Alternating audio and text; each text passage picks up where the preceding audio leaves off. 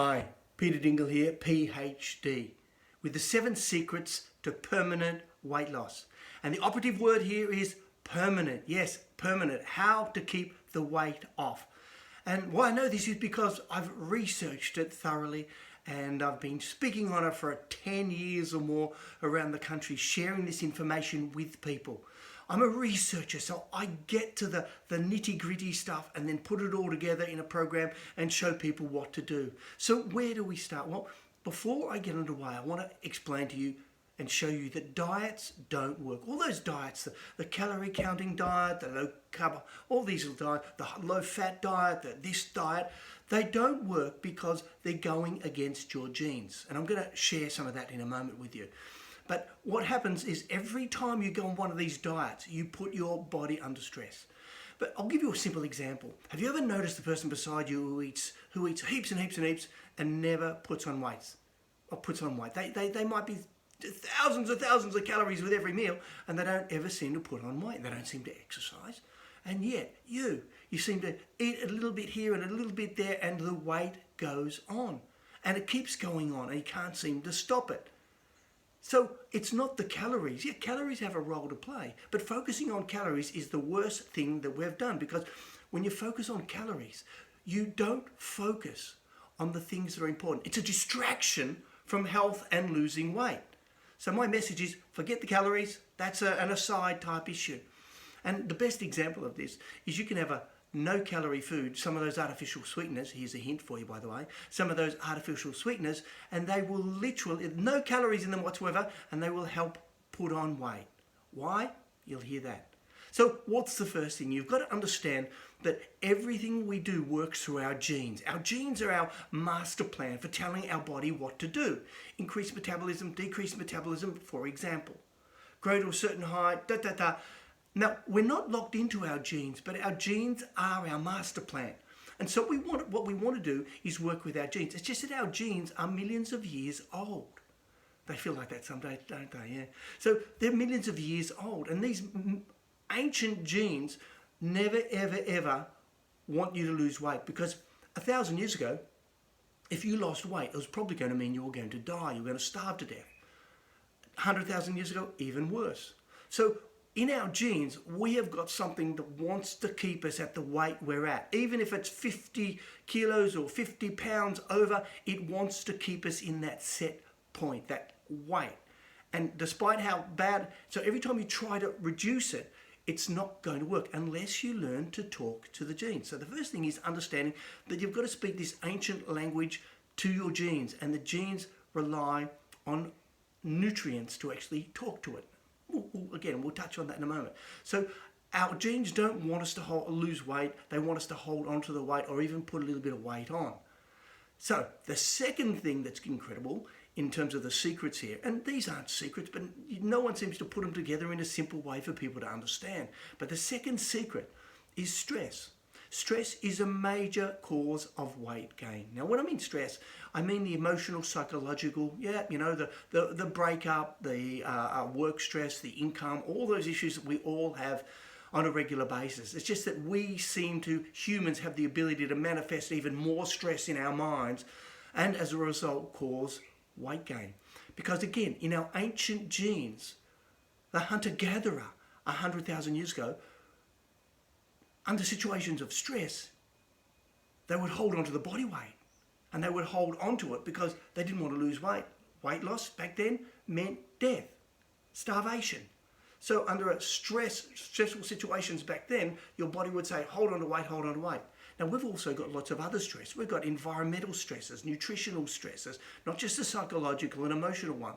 So one of the first steps you can do is start to assess what type of stresses you've got and what are some of the steps you can do to minimize your stress. Stress shuts down a lot of your systems. It shuts down your metabolism. It shuts down your digestion. It alters the hormones and the neurotransmitters going around your body. So all of a sudden, everything is out of balance.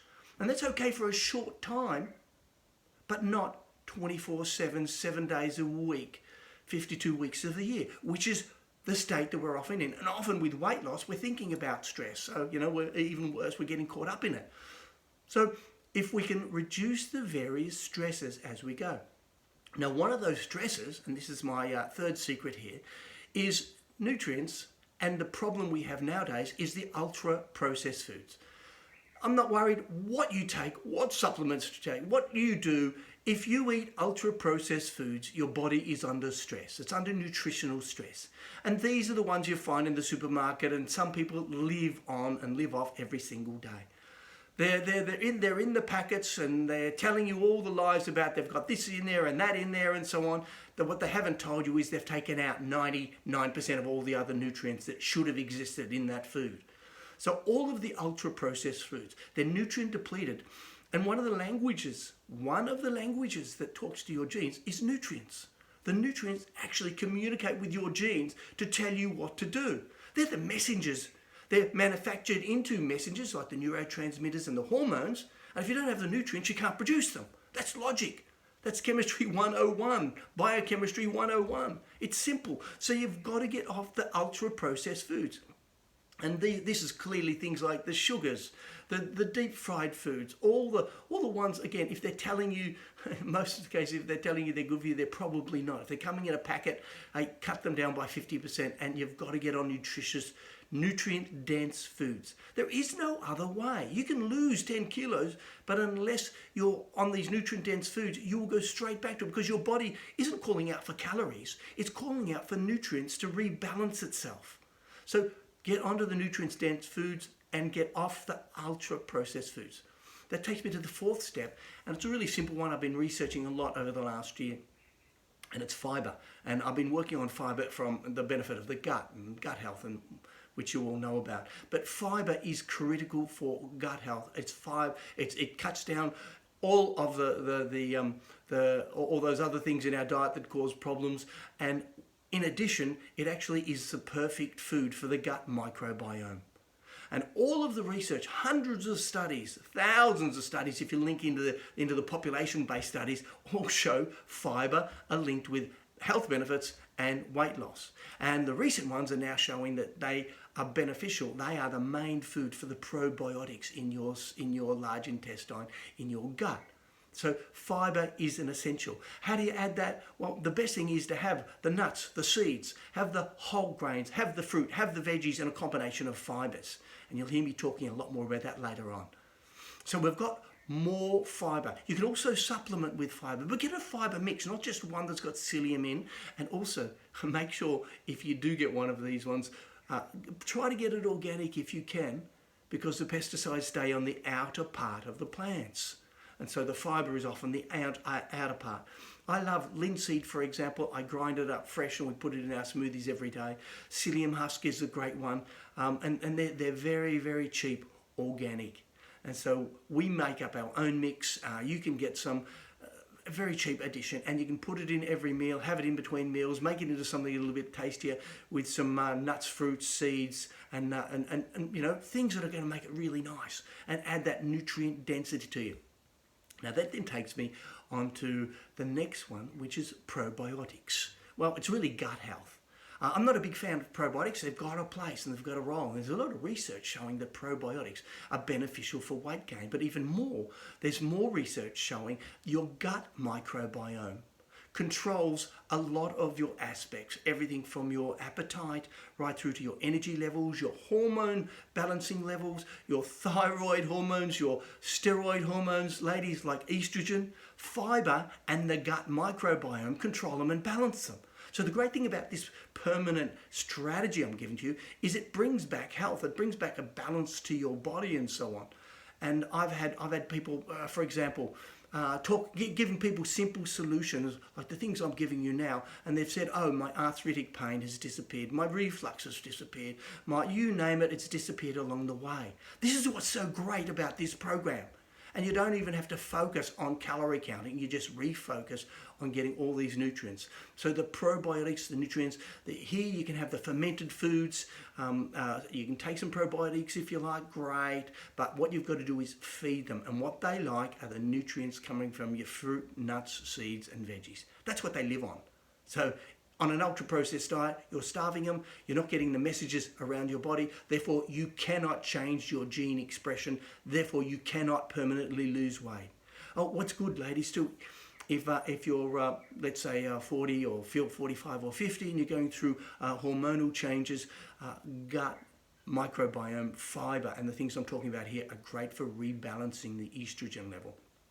Then you've got the next one, which is the fifth strategy, and that's protein. And it's increase your protein level. Again, all of the studies show increase your protein. Now, that doesn't mean go and eat heaps and heaps and heaps of meat. It actually means plant-based proteins in preference. Too much meat actually causes the gut microbiome to be poisoned, and the wrong type of meats, processed meats with nitrates added, like sausages and hamburger mince and all those bacons and things like that, have gut poisons in them. So what we want to do is literally move on and say, let's get rid of those. And so protein is an absolute must. Plant-based proteins, and you'll find nuts are a great source of plant-based protein. Seeds are another great source. If you like any of the smoothie drinks and putting in some chlorella or spirulina, which is great for your any of those green powder drinks, are high 40-50% protein in each of them. You see, even your veggies are rich in protein. Your leafy green veggies, it's just that they've got 90-95% water mixed with them. So have lots of leafy greens are great for protein. But find other sources. You can get some, I don't recommend soy protein. You can get some pea protein. You can get some whey protein. These are great sources of protein to supplement. And as a result, communicate with your body to be able to get your metabolism ideal. Now, there are some supplement powders that work a little bit more effectively, and they're the ones that are broken down into their amino acids. But be careful, because a lot of these other ones have sugars added to them. They're meant for bodybuilders who are working out really hard, and they've got a lot of sugar. And the sugar, no matter what way you look at it, will put on weight. Which leads me to the last secret, the seventh one: get rid of the toxins in your life. There's thousands of studies now, showing how toxins can actually increase weight gain, increase your risk of diabetes type 2, increase your risk of cardiovascular disease, heart attacks, strokes, high blood pressure. And so if we can get rid of the toxins particularly that we put on our skin, shampoos, and I don't take any, but I don't put any on, but shampoos and conditioners, go for low toxicity ones. Use them less. There are safer brands out there. There are many safer brands, and they're much better for you. Even your toothpaste has poisons in it that will cause gut poisons, for example, but also poisons for your body that can shut down your gene expression to lose weight. So we've got to get rid of them. The lacquers, the varnishes around the home, the sprays, the deodorants. The spray deodorants, nothing worse. You take them in through your respiratory tract, they get into your gut, whole raft of problems. Anything you put on your skin will get through your skin. And I've written on this extensively, and I'll talk about it too, so I hope you follow some of these words of wisdom. But get rid of the toxins, because again, the toxins are telling your body that you're under a state of permanent stress, toxic stress. So get rid of the toxins. And my final hint, I'll just add on for a benefit, is drink lots and lots of water. Now, you might think, well, how do I do all this? Rewatch this video, keep watching it, get some hints. We'll be posting up a lot more information on the detail on all this, so you can take some steps further. There are some links below that will show you some of the extra information and take you to more of our bits of information. And would you share this? Because at the end of the day, this process isn't just good for weight loss, it's good for your health, it's good for your friends, it's good for everybody out there. So I look forward to hearing from you and being a part of your regeneration into the new you, new healthier, thinner you. Thanks.